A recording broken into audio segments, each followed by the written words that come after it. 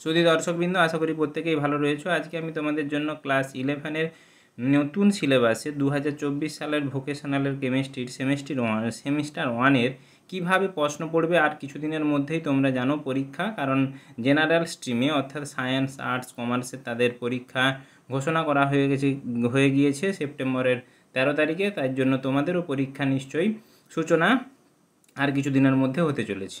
এই পরীক্ষা আশা করি তোমাদের ভালো হবে, সেই উদ্দেশ্য নিয়ে আজকে আমার ভিডিও। এবং এই চ্যানেলের প্রত্যেকটা ভিডিওর পরবর্তী সময়ে তোমাদের জন্যই আসবে। এই জন্য সবাইকে বলবো চ্যানেলটি সাবস্ক্রাইব করে পাশে থাকা বেল আইকনটি প্রেস করতে ভুলবে না, নতুন বন্ধুদের শেয়ার করে জানিয়ে দিতে ভুলবে না। অবশ্যই তোমাদের সম্পূর্ণ ভিডিওটি দেখবে, তাহলে সম্পূর্ণ জ্ঞান তোমরা এখান থেকে পাবে। আমরা চলে যাই প্রথমেই তোমাদের ভোকেশনালের। তোমরা জানো প্রত্যেকেই প্রশ্নের প্যাটার্ন কেমন হবে, তাও আমি বলে দিচ্ছি। এবং প্রত্যেকটা অধ্যায় থেকে কত নাম্বার থাকবে এবং কোন কোন অধ্যায়গুলো গুরুত্ব সহকারে পড়ব সেই সম্পর্কে, এবং কিছু প্রথম ইউনিটের তোমাদের জন্য কিছু মডেল প্রশ্ন নিয়ে হাজির হয়ে গিয়েছি, যেগুলো পরীক্ষার জন্য খুবই গুরুত্বপূর্ণ।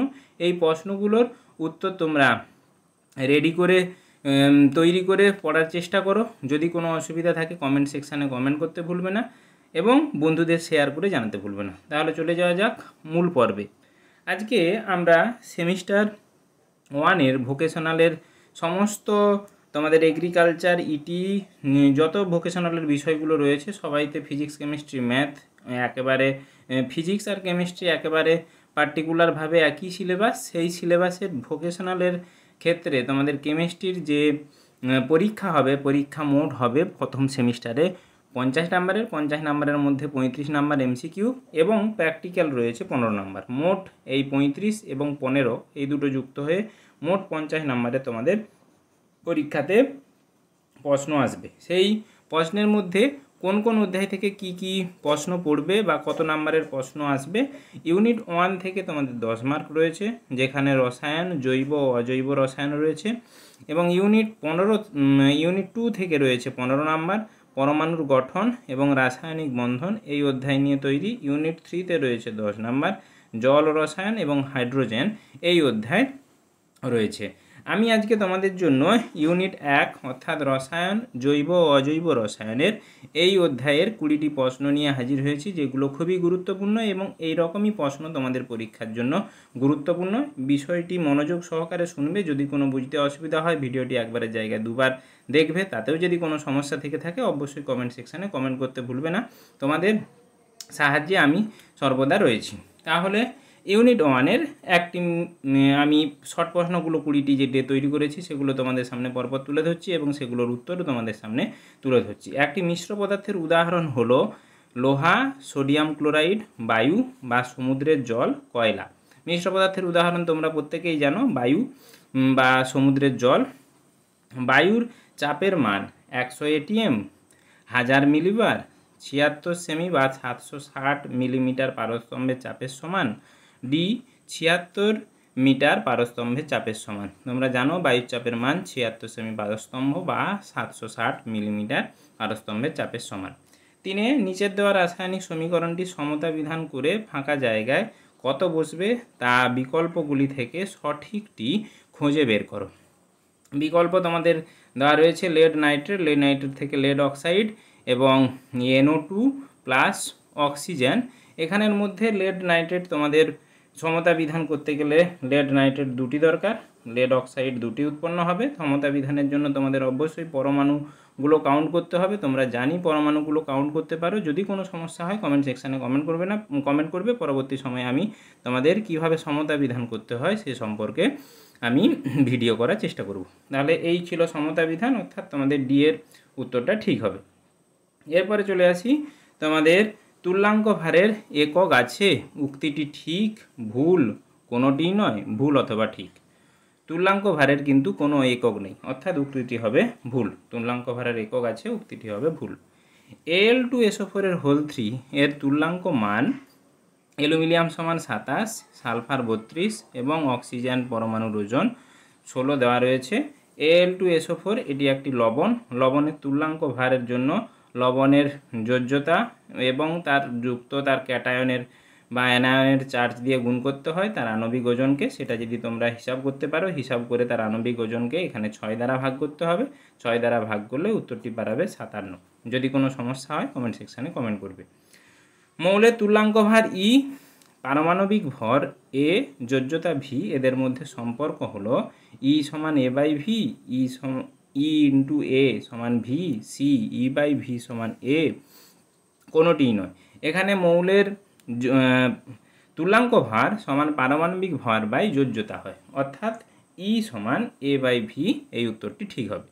Na2CO3 এর তুল্যাঙ্ক ভারের মান সোডিয়াম সমান 23, কার্বন 14, অক্সিজেন 16 দেওয়া রয়েছে। তুল্যাঙ্ক ভার লবণের ক্ষেত্রে তুল্যাঙ্ক ভার সমান তাদের আণবিক ওজন বাই তার চার্জ হয়। এখানে আণবিক ওজন হবে 106, 106/2, সি এর উত্তরটা হবে। পরিবর্তনশীল তুল্যাঙ্ক ভার দেখায় যে মৌলটি, অর্থাৎ পরিবর্তনশীল তুল্যাঙ্ক ভার দেখায় তার যাদের পরিবর্তনশীল যোজ্যতা রয়েছে। পরিবর্তনশীল যোজ্যতা সোডিয়ামের নেই, ক্যালসিয়ামের নেই, কিন্তু কপারের রয়েছে। কপার পরিবর্তনশীল তুল্যাঙ্ক ভারও দেখায়। আর দিয়ে রয়েছে এও বি হবে না। এরপরে তোমাদের রয়েছে যে প্রশ্নটি 9 দাগের, ডাল্টনের পরমাণুবাদে কোন বক্তব্যটি সম্বন্ধে কোনো ধারণা দিতে পারেননি?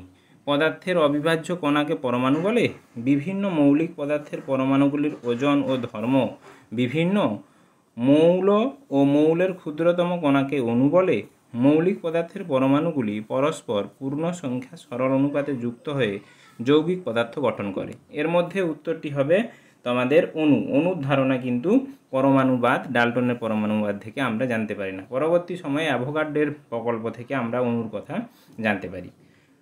এবারে 10 দাগে, প্রমাণ চাপ ও উষ্ণতায় এনটিপিতে 1 গ্রাম অণু যে কোনো গ্যাসীয় পদার্থের আয়তন হয় 22,400 cc, 224 cc, C 22.4 ml, D 22.4 litre. অর্থাৎ তোমাদের এর উত্তরটি হবে 22.4 লিটার। এনটিপিতে 1 গ্রাম অণুর ওজন 22,400 সিসিও হবে, 22.4 লিটার হবে। এ ও ডি দুটো উত্তর এখানে ঠিক হবে। তোমরা যে কোনো দুটোই করলেই অবশ্যই বলবো ভালো, যে কোনো একটি করলেও কোনো অসুবিধা নেই। এবারে 1 ফ্যারাডে এফ এর মান সমান 6.023 × 10⁻23 কুলম, 22.4 × 10⁷ কুলম, 96,500 কুলম। ডি এরটা 0.0898 কুলম। সি এর মান, সি এরটি ঠিক হবে 96,500 কুলম 1 ফ্যারাডের মান। অ্যাভোগাড্রোর সংখ্যা n এর মান 6.023 × 10⁻23, 6.023 × 10⁻21, 6.023 × 23⁻10, ডি 6.023 × 10⁻23। আমরা জানি প্রত্যেকের অ্যাভোগাড্রোর মান 6.023 × 10⁻23, অ্যাভোগাড্রোর সংখ্যাকে n দ্বারা প্রকাশ করা হয়। 7 মিলিগ্রাম C14 এ নিউট্রন সংখ্যার মান হলো, এটা তোমাদেরকে অঙ্ক কষে দেখাতে হবে। এই অঙ্কটা এখানে বিস্তৃত আকারে আমি দেখাচ্ছি না, তোমরা উত্তরটি করে কমেন্ট সেকশানে কমেন্ট করতে ভুলবে না। যদি সমস্যা হয় আমি এর উত্তর করে পরবর্তী ভিডিও তোমাদের সামনে তুলে ধরব। 14 1 মোল হাইড্রোজেনে পরমাণুর সংখ্যার পরিমাণ হলো, 1 মোল হাইড্রোজেন, অর্থাৎ 1 মোল হাইড্রোজেনে আমরা বলতে পারি 1 মোল হাইড্রোজেন মানে সেখানে অণু আছে 6.023 × 10⁻23 সংখ্যক বা অ্যাভোগাড্রো সংখ্যক অণু রয়েছে। একটা অণুতে হাইড্রোজেন পরমাণু থাকে দুটি, তাহলে 2 × 6.023 × 10⁻23, যে প্রশ্নটির যে অপশানটি রয়েছে সেটাই হবে তোমাদের উত্তর, অর্থাৎ সি এর উত্তরটি হবে তোমাদের ঠিক 2 × 6.023 × 10⁻23টি তোমাদের হাইড্রোজেন পরমাণু রয়েছে। 1 মোল ইলেকট্রনের চার্জ কত? একটি ইলেকট্রনের চার্জ 1.6 × 10⁻10 মোল 10 কুলম, তাহলে 1 মোল মানে 6.023 × 10⁻23, অর্থাৎ তোমাদের একের উত্তরটি ঠিক হবে 6.023 × 10⁻23 × 1.6 × 10⁻10 কুলম।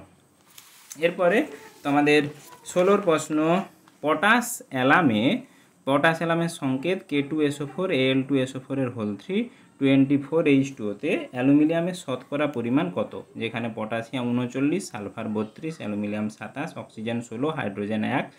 এর তোমার প্রথমেই এদের আণবিক ভর বের করতে হবে। এর আণবিক ভর হচ্ছে 948। এইবারে পটাশ অ্যালুমিনিয়ামের সংখ্যা কত? অ্যালুমিনিয়ামের সংখ্যা রয়েছে 2টি, তাই অ্যালুমিনিয়াম 27 ইন্টু 2 হবে 27 ইন্টু 27 ইন্টু 2 সমান 54 ইন্টু 100/948, অর্থাৎ বিয়ের উত্তরটি ঠিক হবে। আণবিক সংকেত সমান n ইন্টু স্থূল সংকেত। এখানে n একটি অপূর্ণ সংখ্যা, ভগ্নাংশ, সি, এ ও বি দুটি ঠিক, ডি পূর্ণ সংখ্যা।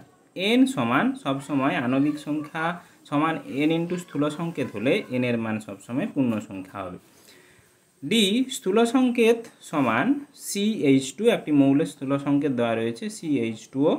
এখানে n সমান 6, অর্থাৎ এর ক্ষেত্রে n এর মান হচ্ছে পূর্ণ সংখ্যা, n সমান 6 হলে যৌগটির আণবিক সংকেত হবে C12H24O6, C6H11O7, C6H12O, C6H12O6, অর্থাৎ এই n দ্বারা এটাকে গুণ করতে হবে, n দ্বারা গুণ করলে হয়ে যাবে C6H12O6, তাহলে সংকেতটি হবে ডি, এর উত্তরটি হবে ঠিক। 19 ত্যাগের 0.05 মোল ওজন গ্যাসে কতগুলি অক্সিজেন পরমাণু আছে? আমরা জানি Na সমান অ্যাভোগাড্রো পরিমাণ। 1 মোলে ওজনের পরমাণু অক্সিজেন পরমাণু থাকে 3টি, তাহলে 0.0 মানে অ্যাভোগাড্রো সংখ্যা ইন্টু 0.05 ইন্টু 3, যেটা হচ্ছে বি এর উত্তরটি ঠিক হবে। এতটি অক্সিজেন পরমাণু রয়েছে। 9 গ্রাম জল সমান কত মোল? আমরা জানি যে 1 মোল সমান 18 গ্রাম, তাহলে আমরা বলতে পারি 18 গ্রাম সমান 1 মোল। তাহলে 1 গ্রাম সমান কত হবে? 1 গ্রাম সমান 1/18। আমার রয়েছে 9 গ্রাম। 9 গ্রাম সমান কত? না 9 ইন্টু 1/18, অর্থাৎ কাটাকাটি করলে বা যেটি রয়েছে 9/18, যে অপশানটি রয়েছে সেটাই হবে তোমাদের উত্তর। তাহলে কোন উত্তরটা হবে? ডির উত্তরটা। আশা করি ভিডিওটি ভালো লেগেছে। ভালো লেগে থাকলে অবশ্যই চ্যানেলটি সঙ্গে থাকবে, এবং এরকম ইউনিট 1-এর ভিডিও আমি তোমাদের সামনে উপস্থাপন করলাম, বা ইউনিট 1-এর কিছু প্রশ্ন MCQ উপস্থাপন করলাম। ইউনিট 2 এবং ইউনিট 3 রয়েছে, সেগুলোর প্রশ্ন অবশ্যই তোমাদের সামনে আর কিছুদিনের মধ্যেই উপস্থাপন করব। আশা করি ভিডিওটি ভালো লেগেছে। ভালো লেগে থাকলে অবশ্যই চ্যানেলটি সাবস্ক্রাইব করে পাশে থাকা বেল আইকনটি প্রেস করতে ভুলবে না নিত্য নতুন নোটিফিকেশান পাওয়ার জন্য। ধন্যবাদ, নমস্কার।